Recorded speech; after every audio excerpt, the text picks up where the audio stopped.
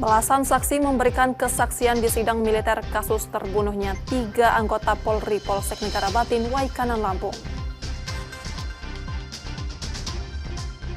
Uang dalam kotak amal sebuah masjid di Palembang dicuri, pelaku diduga warga sekitar.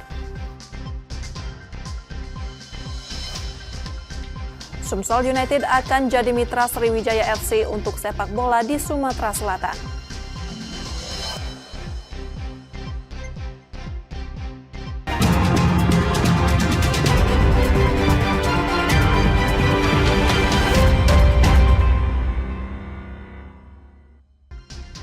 Saudara, selamat pagi. Apa kabar Anda hari ini? Seperti biasa, kami akan membuka hari Anda dengan sejumlah laporan menarik dari Sumatera Selatan dan daerah lain di Sumatera bagian selatan.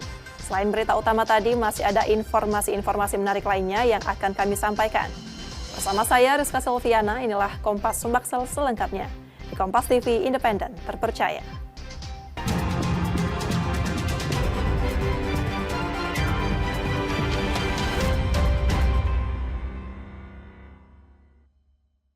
Kita awali informasi pertama, Saudara. 3 anggota Polri dari Polsek Negara Batin, Waikanan, Lampung tewas saat penggerebekan arena judi Sabung Ayam. Mereka menjadi korban tembakan senjata laras panjang dari terdakwa Kopda B. Fakta tersebut terungkap dalam persidangan melalui kesaksian saksi. Pengadilan Militer 104 Palembang menggelar sidang lanjutan penembakan 3 anggota Polri Polsek Negara Batin, Waikanan, Lampung pada Senin 16 Juni 2025. Sidang menghadirkan 12 saksi untuk memberikan keterangan. Di antara saksi yang dihadirkan adalah Peltu-L yang juga berstatus sebagai terdakwa, serta Nur Samsiah, seorang ibu rumah tangga yang berdagang di sekitar lokasi Sabung Ayam. Dalam persidangan, Peltu-L menyebut arena judi Sabung Ayam merupakan inisiatif dan dikelola Kopda B. Ia juga mengaku tak menyangka lokasi tersebut akan digerebek karena selama ini selalu berkoordinasi lewat telepon dengan Kapolsek Negara Batin almarhum AKP Lusianto. Sementara itu, saksi Nur Samsiah mengaku melihat langsung Kopda B menembak dengan senjata laras panjang ke arah petugas yang melakukan penggerebekan. Ia menyebut terdakwa menembak sebanyak 10 kali secara membabi buta. Menanggapi pernyataan Peltu-L, kuasa hukum korban meminta agar keterangan tersebut diperkuat dengan bukti karena menurutnya almarhum AKP Lusianto tidak pernah menjalin komunikasi dengan terdakwa terkait aktivitas Sabung Ayam. Karena seperti rekonstruksi sebelumnya memang Ibu Nur tuh pernah menyampaikan bahwa dia melihat terdakwa itu melakukan mengacungkan senjata, tapi dibantah oleh terdakwa, katanya saya kan nggak begini gitu kan, begini gitu. Cuma kan pemahaman dari kita, dari rekonstruksi kan tidak mungkin dia bawa senjata api dengan satu tangan gitu kan, karena sudah ada saksi yang melihat. Dalam sidang, Peltu-L juga menyampaikan permintaan maaf kepada keluarga korban. Namun pihak keluarga menolak memberikan maaf dan tetap menuntut hukuman mati bagi kedua terdakwa. Bu, soal permintaan maaf Peltu-L tadi gimana tanggapan kita sebagai? Insya Allah nggak kami maafkan, Pak. Nggak ada maaf itu, Pak. Pokoknya ya dihukum mati aja, pengennya seperti itu. Sidang akan dilanjutkan Senin 23 Juni 2025 dengan agenda mendengarkan keterangan saksi lainnya. Yudi Kiswanto, Kompas TV, Palembang, Sumatera Selatan. Sementara itu, Saudara, aksi pencurian 5 kotak amal di sebuah masjid di Palembang, Sumatera Selatan terekam kamera pengawas dan viral di media sosial. Pelaku beraksi pada dini hari saat masjid sepi dari aktivitas. Rekaman kamera pengawas memperlihatkan aksi pencurian kotak amal di sebuah masjid kawasan Kemuning, Palembang. Pelaku yang mengenakan pakaian putih dan sarung terlihat masuk dari pintu samping, lalu membongkar 5 kotak amal dan mengambil seluruh isinya. Setelah mengumpulkan uang, pelaku kabur melalui jalur yang sama. Kejadian ini berlangsung dini hari saat masjid dalam kondisi sepi. Pengurus masjid baru menyadari pencurian terjadi saat hendak melaksanakan sholat subuh. Diduga pelaku menggunakan alat untuk merusak kunci kotak amal. Berdasarkan rekaman, pelaku diperkirakan merupakan warga sekitar. Pelaku ini sudah terbiasa kayaknya. Cara-cara dia ini mengambil uang di celengan kita, membongkar kayaknya sudah biasa orang. Itu aja menurut saya. Membongkar celengan itu merusaknya dengan cara apa, Pak? Pakai alat. Kayaknya pakai alat, dia pakai berupa obeng. Hingga kini pencurian belum dilaporkan ke polisi, karena pihak masjid masih berupaya menyelesaikannya melalui jalur mediasi. Reski Oktora, Muklas Diferensial, Kompas TV, Palembang, Sumatera Selatan. Satuan Reserse Narkoba Polrestabes Palembang memusnahkan barang bukti narkotika berupa 4 kg sabu dan 2.472 butir ekstasi. Seluruh barang bukti dimusnahkan dengan cara diblender, lalu dibuang agar tidak dapat disalahgunakan.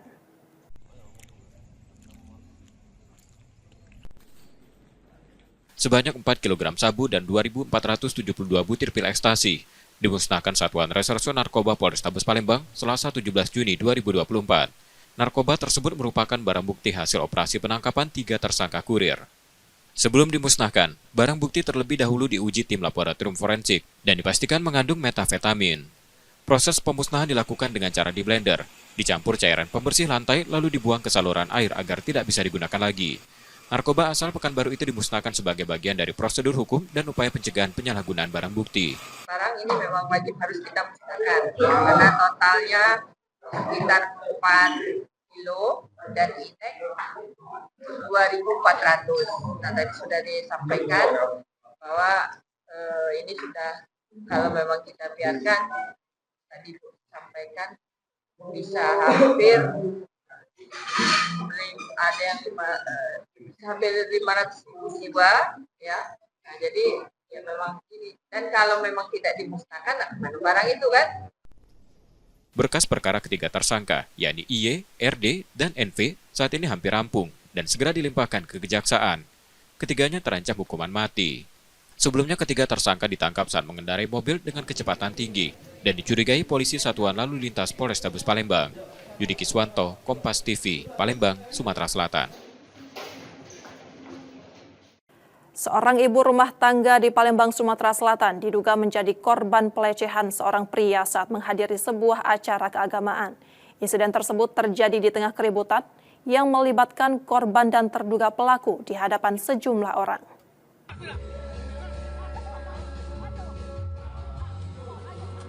Keributan antara seorang ibu rumah tangga, YT, dan seorang pria JN terjadi di sebuah rumah ibadah di kawasan Sukabangun, Palembang. Dalam insiden itu, YT mengaku dilecehkan dan dibuli JN di hadapan umum. Ia menyebut saat cekcok terjadi, JN mendorong bagian tubuh sensitifnya di tengah keramaian. Merasa dipermalukan, YT melaporkan JN ke Polrestabes Palembang atas dugaan pelecehan seksual. Ia juga mengaku mengalami trauma pasca kejadian. Kami juga menghormati yang bersangkutan tokoh agama, sehingga kami tidak mau menyebut secara spesifik namanya. Kami tetap pakai inisial yaitu AJ. Itu ada acara Buyut Cukongkong itu di daerah Sukabangun 2. Di daerah Sukabangun 2, klien kami hadir di sana, terlapor pun hadir di sana. Ya. Di sana itulah terjadi keributan. Dia mengenai dada saya, karena saya ngerasa dia mengenai dada saya tepis. Kan kelihatan jelas dalam video tuh, saya nepis. Karena saya ngerasa dia yang dorongan kedua tuh mengenai dada saya. Saya menepis, kamu boleh lihat dalam video tuh terlihat jelas kok. Sementara itu JN membantah tuduhan tersebut. Menurutnya dorongan yang dilakukan hanya mengenai bagian leher korban. JN pun melaporkan balik YT atas dugaan laporan palsu dan pencemaran nama baik. Apakah di dalam video itu memang benar, Koko? Betul kalau dalam video tuh. Nah, setelah itu ingin saya sampaikan juga sebelumnya Yanti kenapa bertengkar sama saya di acara tersebut? Karena dia sudah saya laporkan 4 bulan lalu di Polrestabes ditangani PPA dalam kasus dia mengatai istri saya pernah aborsi. Hingga kini polisi masih mendalami laporan dari kedua belah pihak. Yudi Kiswanto, Kompas TV, Palembang, Sumatera Selatan. Distribusi air bersih di sejumlah wilayah kota Palembang akan kembali dihentikan sementara pada pertengahan pekan ini. Hal ini dilakukan Perumda Tirtamusi karena adanya perbaikan kebocoran pipa.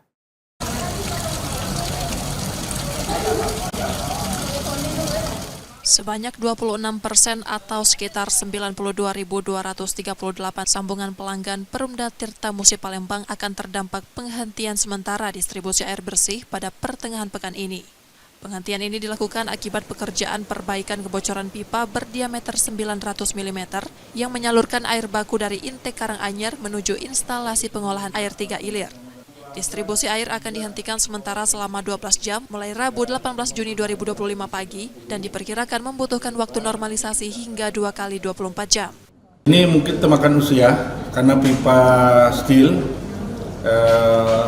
berkarat di posisi penyambungan washout pipa kita. Kita ada pipa transmisi air baku yang memang secara periode kita lakukan passing untuk mengurangi endapan di dalam pipa kita. Mudah-mudahan dengan perbaikan kedua ini dapat meningkatkan produksi di IPA 3 Ilir.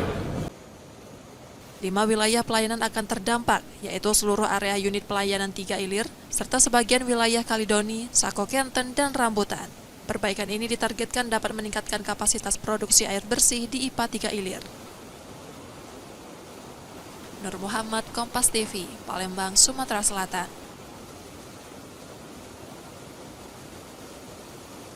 Setelah jeda, saudara, kami masih akan kembali dengan informasi dan sorotan menarik lainnya. Tetaplah di Kompas Sumbaksel.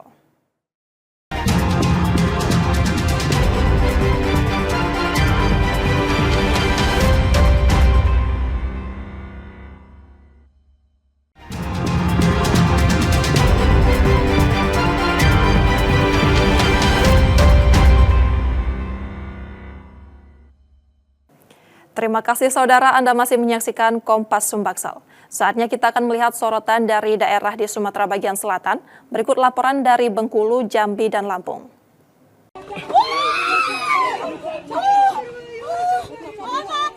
Keluarga langsung histeris dan jatuh pingsan saat mendapati anak mereka yang berusia 23 tahun tewas mengenaskan di dalam rumah dengan kondisi luka di sejumlah bagian tubuh. Korban ialah bernama Resmareta, mahasiswi perguruan tinggi negeri di Bengkulu. Sebelum kejadian, Resmareta diketahui sedang berkomunikasi secara daring bersama teman-temannya. Namun saat itu teman korban mendengar teriakan permintaan tolong. Salah satu teman langsung mendatangi rumah korban dan mendapati pintu dalam kondisi tertutup. Saat berhasil masuk, korban terlihat sudah tak bernyawa dengan kondisi yang mengenaskan. Polisi yang melakukan olah tempat kejadian perkara dan memeriksa sejumlah saksi menduga mahasiswi telah jadi korban pembunuhan. Ya, adanya penemuan seorang perempuan meninggal dunia di salah satu rumah di Kelurahan Tunggal. Untuk saat ini korban mengalami luka di bagian leher dan perut bagian depan sebelah kanan. Untuk saat ini tim reskrim masih melakukan penyidikan terhadap pelaku dan untuk barang-barang yang hilang masih kita dalamin. Untuk keterangan lebih lanjut nanti akan kita sampaikan. Dugaan pembunuhan itu sementara sudah jelas bukan pembunuhan karena mengalami luka. Jenazah korban telah dibawa ke rumah sakit untuk dilakukan visum. Sementara itu polisi terus mendalami kasus ini. Bayazir Al-Raihan, Kompas TV Bengkulu. Polisi menyisiri perkebunan dan kawasan hutan untuk menangkap HR, pria yang tega menusuk istri dan ayah kandungnya menggunakan tombak di Kecamatan Hulu Palik, Kabupaten Bengkulu Utara. Setelah ditangkap, pelaku langsung dibawa ke Mapolres Bengkulu Utara untuk pemeriksaan lanjutan. Peristiwa tragis tersebut terjadi pada Senin dini hari, saat pelaku dan istrinya terlibat cekcok karena permasalahan uang penjualan sapi yang belum diambil korban kepada pembeli. Setelah peristiwa berdarah itu, pelaku langsung kabur dan bersembunyi di tengah hutan menghindari kejaran polisi. Tadi sudah berhasil diamankan oleh rekan-rekan dari tim Osnang, PPA, dan kerjasama oleh Polsek Kerkap, akhirnya mendapatkan pelaku di kawasan wisata Lembah Nakai, Desa Batuloto, Kecamatan Hulu Palik. Untuk pelaku sendiri ini, apakah ada indikasi bahwasannya ini 4-4? Untuk sampai sekarang belum ada keterangan pastinya, keterangan jelas yang kami terima dari pihak keluarga bahwa pelaku pernah meninggal.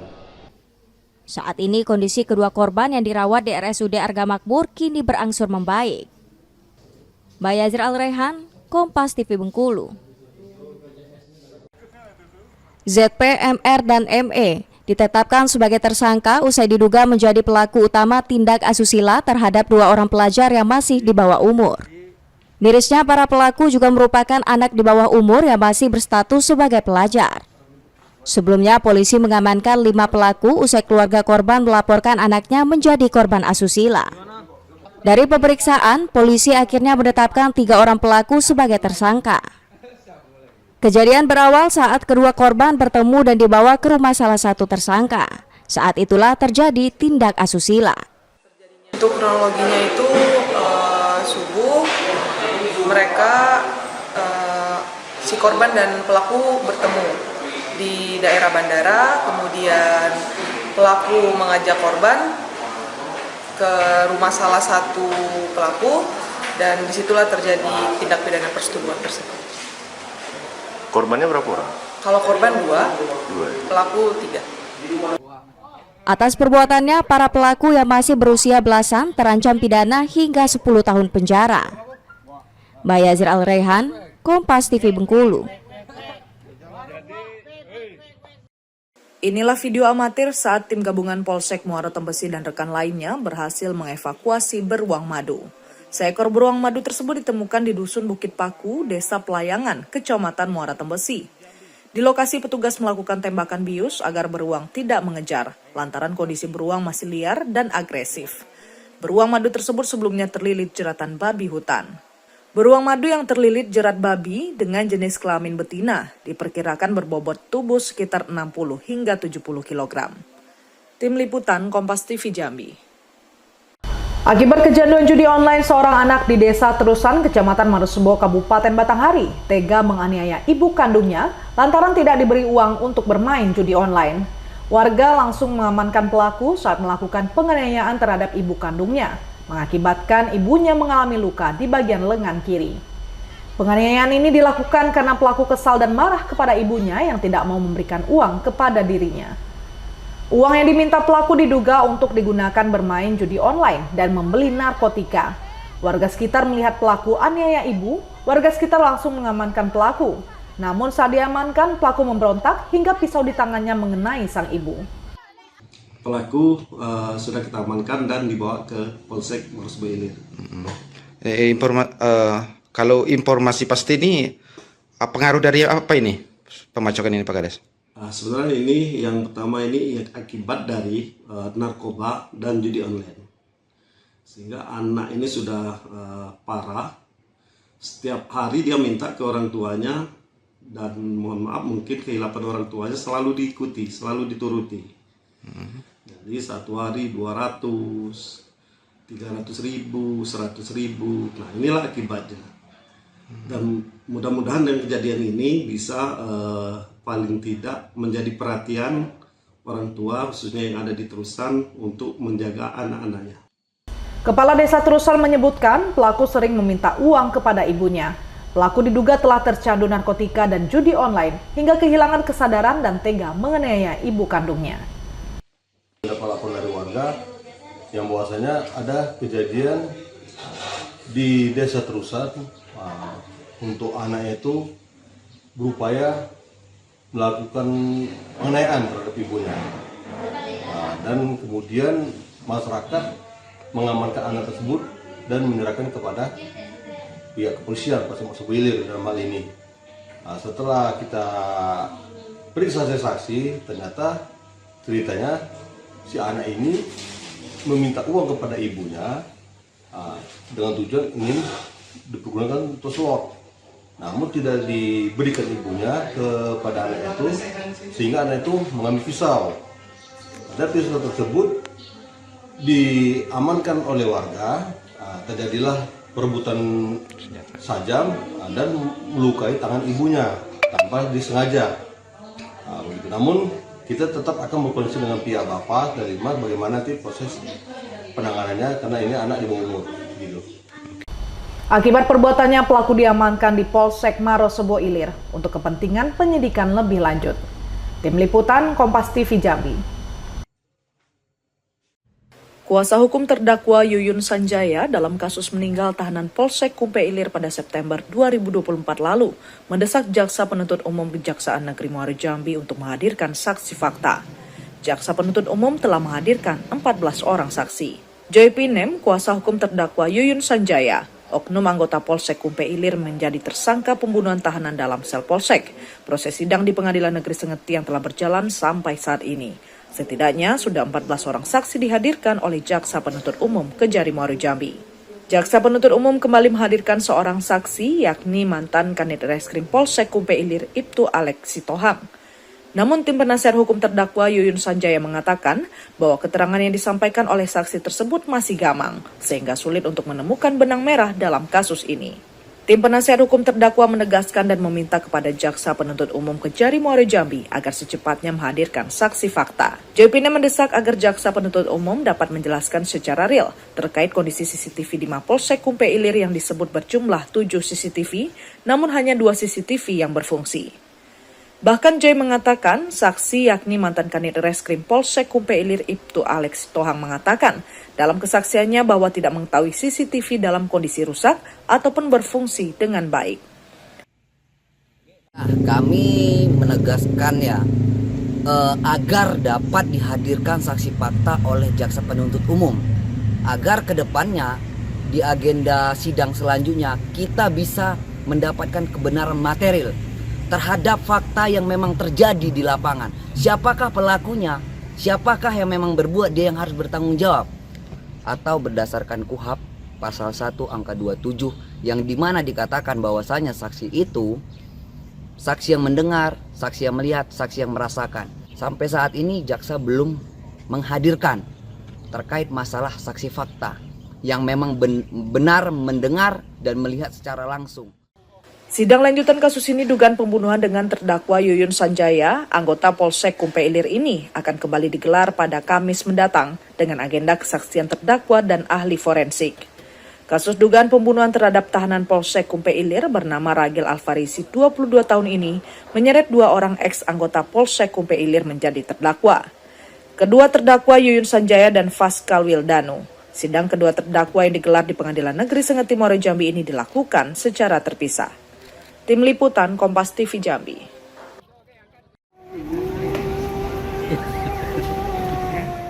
...393 jemaah haji kloter pertama tiba di Asrama Haji Raja Basa Bandar Lampung pada Jumat pagi. Kedatangan jemaah haji ini disambut oleh jajaran dari kantor wilayah Kementerian Agama Provinsi Lampung.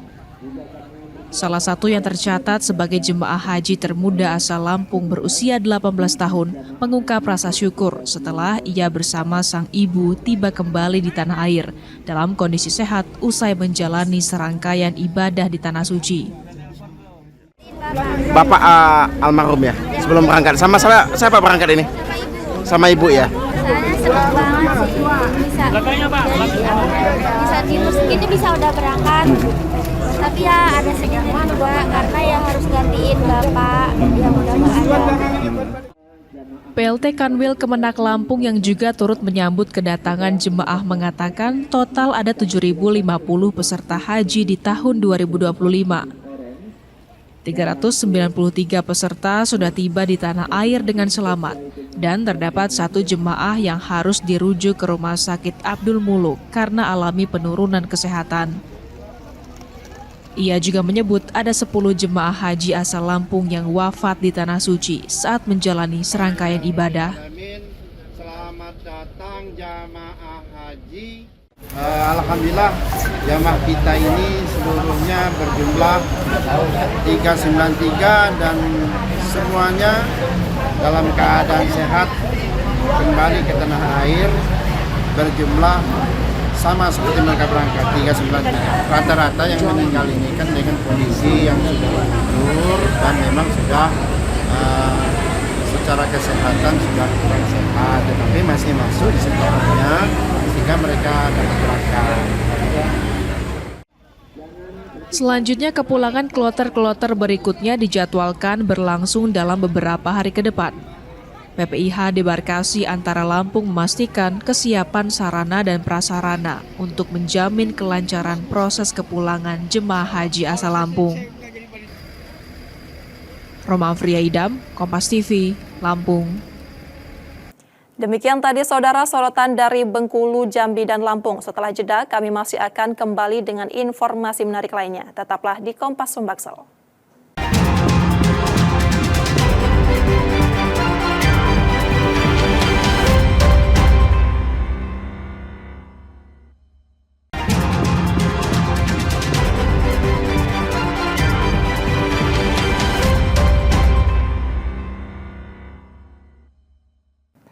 Rizka Selviana masih menemani Anda di Kompas Sumbaksel.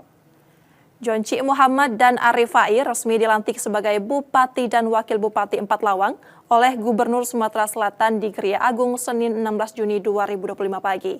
Meski pelantikan mereka tertunda hampir 4 bulan, program prioritas ditargetkan mulai berjalan dalam 100 hari kerja.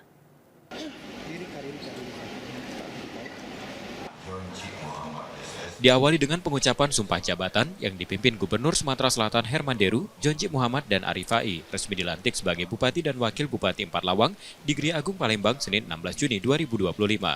Pelantikan ini berlangsung lebih lambat dibanding kepala daerah lain akibat pemungutan suara ulang. Meski demikian, Jonci langsung menyampaikan langkah percepatan program pembangunan yang telah ia rancang sejak 5 tahun terakhir, dengan visi madani, makmur, aman, damai, agamis, nasionalis, dan indah. Dalam 100 hari pertama, sejumlah program prioritas ditargetkan mulai berjalan mencakup sektor pendidikan, kesehatan, peningkatan sumber daya manusia, serta penataan ruang. Di tengah keterbatasan anggaran daerah, ia tetap optimistis mampu menjalankan roda pemerintahan secara optimal lewat inovasi dan improvisasi. Untuk mendukung percepatan pembangunan infrastruktur, koordinasi dengan pemerintah pusat pun menjadi langkah strategis yang disiapkan. Kebijakan kami tentang visi-misi kami madani itu makmur, aman, damai, agamis, dan indah itu kami siapkan 5 tahun yang lalu. Tinggal meningkatkan yang sudah baik dan bagus, memperbaiki yang dalam pelaksanaan 5 tahun sebelumnya kurang pelaksanaan dengan baik. Jadi dasar cita kami itu 10 misi dari misi madani itu insya Allah dalam 3 bulan pertama atau 100 hari pertama kita harus cepat, terutama soal penataan kembali soal keamanan di Palawang. Itu soal SDM Palawang. Pelantikan ini turut dihadiri Ketua Umum PAN Zulkifli Hasan dan sejumlah tokoh partai seperti Bima Arya dan Yandri Susanto. Reski Oktora, Muklas Diferensial, Kompas TV, Palembang, Sumatera Selatan. Sementara itu, Saudara Menteri Koordinator Bidang Pangan meninjau mock-up Koperasi Kelurahan Merah Putih di Kelurahan Sukodadi, Kecamatan Sukarami, Palembang. Keberadaan koperasi ini diharapkan mampu memangkas rantai tengkulak, menyediakan harga terjangkau bagi warga, sekaligus menggerakkan roda perekonomian di tingkat lokal.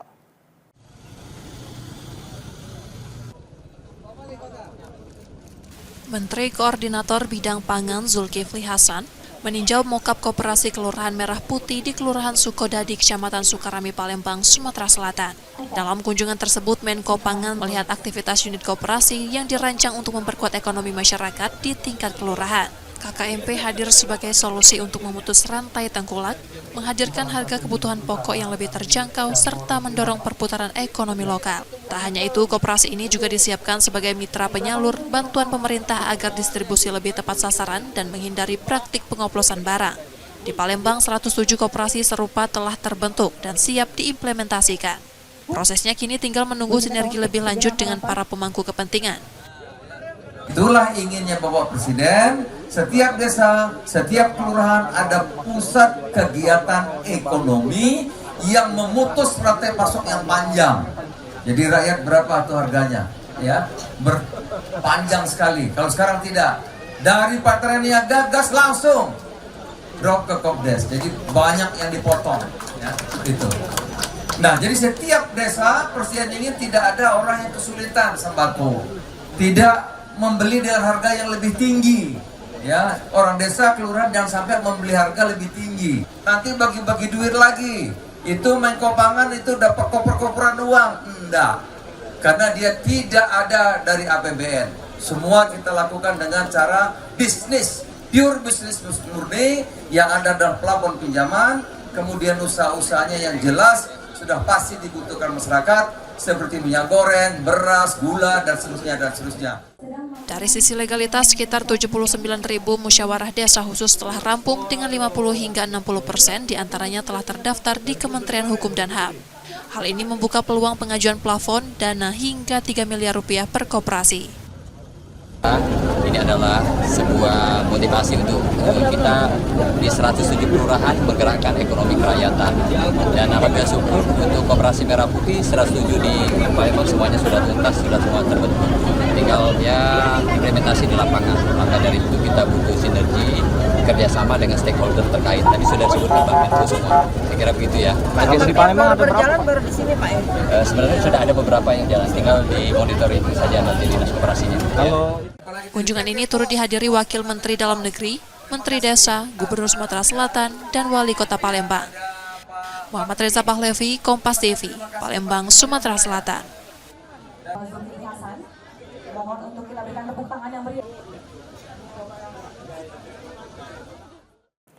Kita beralih ke informasi seputar olahraga, saudara.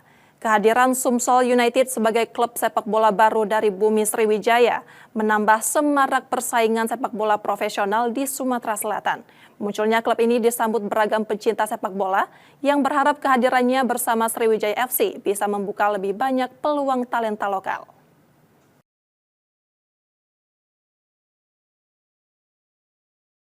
Sumsel United resmi hadir sebagai klub sepak bola profesional kedua asal Sumatera Selatan yang bersaing di Liga 2 musim 2025-2026. Diperkenalkan oleh PT Cahaya Sumsel Utama pada akhir pekan lalu, klub ini langsung menyita perhatian pecinta sepak bola lokal. Kehadiran Sumsel United diharapkan menjadi wadah bagi pesepak bola muda Sumsel untuk berkembang dan tampil di level nasional.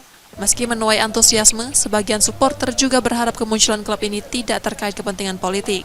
Nah, jadi pemain-pemain talenta muda itu bisa berkembang di tim kedua tersebut. Jadi menurut saya mungkin itu persaingan yang sehat lah untuk tim di Sumsel. Jadi banyak klub kan pilihan, kayak tim-tim di Jawa juga kan banyak kayak itu. Jadi tidak terlalu masalah menurut saya. Sepak bola kalau dikaitkan dengan politik bakalan nggak bertahan lama. Banyak contoh hal-hal yang sepak bola dikaitkan dengan politik. Jadi menurut saya, pendapat saya, sepak bola ya sepak bola, jangan dikaitkan dengan politik. Sementara itu, manajemen Sriwijaya FC tak melihat Sumsel United sebagai pesaing. Sebagai sesama wakil Sumatera Selatan, keduanya diharapkan bisa saling mendorong untuk mengangkat prestasi sepak bola daerah. Klub Sriwijaya FC maupun klub Sumsel United, mereka adalah salah klub-klub Sumatera Selatan. Berarti membawa nama harum Sumatera Selatan. Nah, dari situ saya berharap tidak ada perbedaan dari kedua klub itu dan tidak ada yang diistimewakan dari kedua klub itu karena mereka sama-sama membawa dan mengharumkan nama Sumatera Selatan. Musim ini Sumsel United dan Sriwijaya FC akan berada di grup yang sama mengingat keduanya berasal dari Pulau Sumatera. Nur Muhammad, Kompas TV, Palembang, Sumatera Selatan.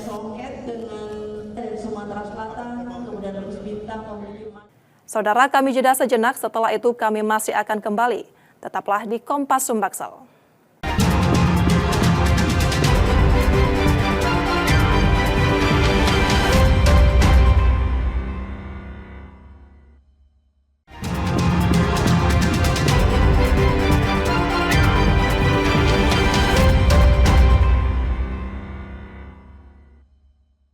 Terima kasih saudara, Anda masih bersama kami di Kompas Sumbaksel.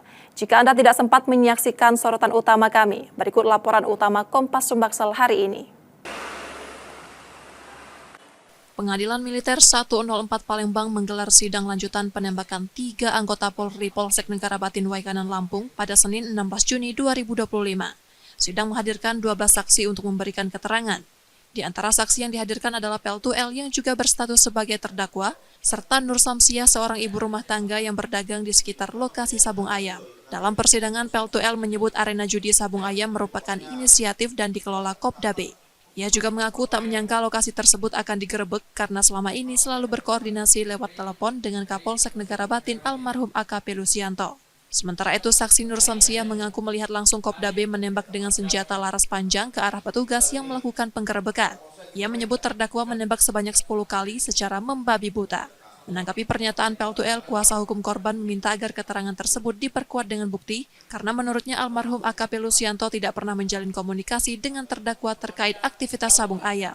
Karena seperti rekonstruksi sebelumnya, memang Ibu Nur tuh pernah menyampaikan bahwa dia melihat terdakwa itu mengacungkan senjata, tapi dibantah oleh terdakwa, katanya saya kan nggak begini gitu kan, begini gitu. Cuma kan pemahaman dari kita dari rekonstruksi kan tidak mungkin dia bawa senjata api dengan satu tangan gitu kan, karena sudah ada saksi yang melihat. Dalam sidang, Pel2L juga menyampaikan permintaan maaf kepada keluarga korban. Namun pihak keluarga menolak memberikan maaf dan tetap menuntut hukuman mati bagi kedua terdakwa. Bu, soal permintaan maaf Pel2L tadi gimana tanggapan kita sebagai? Insya Allah nggak kami maafkan Pak, nggak ada maaf gitu Pak, pokoknya ya dihukum mati aja, pengennya seperti itu. Sidang akan dilanjutkan Senin 23 Juni 2025 dengan agenda mendengarkan keterangan saksi lainnya. Yudi Kiswanto, Kompas TV, Palembang, Sumatera Selatan.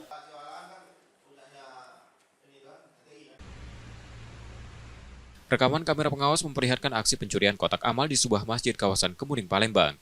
Pelaku yang mengenakan pakaian putih dan sarung terlihat masuk dari pintu samping, lalu membongkar 5 kotak amal dan mengambil seluruh isinya. Setelah mengumpulkan uang, pelaku kabur melalui jalur yang sama. Kejadian ini berlangsung dini hari saat masjid dalam kondisi sepi. Pengurus masjid baru menyadari pencurian terjadi saat hendak melaksanakan sholat subuh. Diduga pelaku menggunakan alat untuk merusak kunci kotak amal. Berdasarkan rekaman, pelaku diperkirakan merupakan warga sekitar. Pelaku ini sudah terbiasa kayaknya. Cara-cara dia mengambil uang di celengan kita, membongkar itu kayaknya sudah biasa orang. Itu aja menurut saya. Membongkar celengan itu merusaknya dengan cara apa, Pak? Pakai alat. Kayaknya pakai alat, dia pakai lupa open. Hingga kini pencurian belum dilaporkan ke polisi, karena pihak masjid masih berupaya menyelesaikannya melalui jalur mediasi. Reski Oktora, Muklas Diferensial, Kompas TV, Palembang, Sumatera Selatan.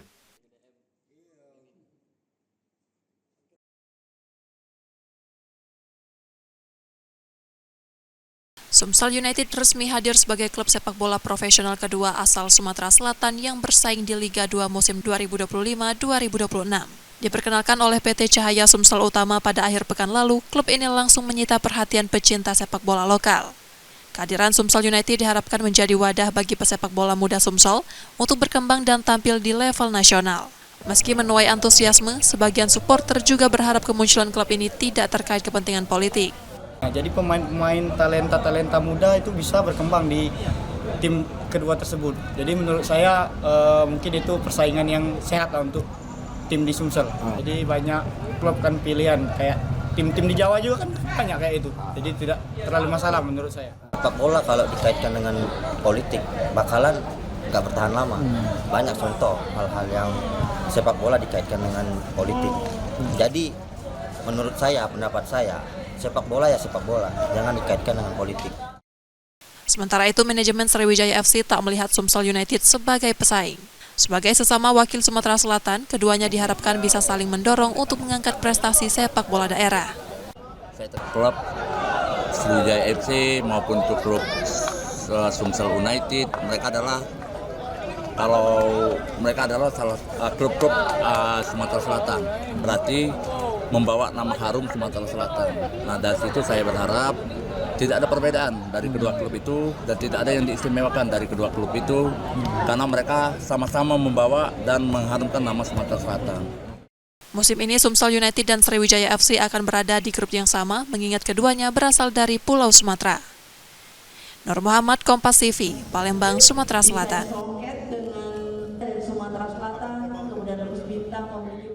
Informasi tadi saudara menjadi akhir dari Kompas Sumbaksel hari ini. Tetap saksikan konten lokal di Kompas TV setiap hari, mulai pukul 4.30 hingga 7 pagi. Saudara, media adalah pilar yang menjaga keseimbangan informasi. Dengan menonton Kompas TV Palembang, Anda membantu memastikan media terus ada menyajikan berita yang dapat dipercaya. Kembali kami mengingatkan bagi Anda yang ingin berbagi informasi atau kritik dan saran, dapat mengakses media sosial kami di @KompasTV Palembang. Akhirnya saya Rizka Silviana pamit, tetaplah menyaksikan Kompas TV, independen terpercaya. Terima kasih sudah menonton dan sampai jumpa.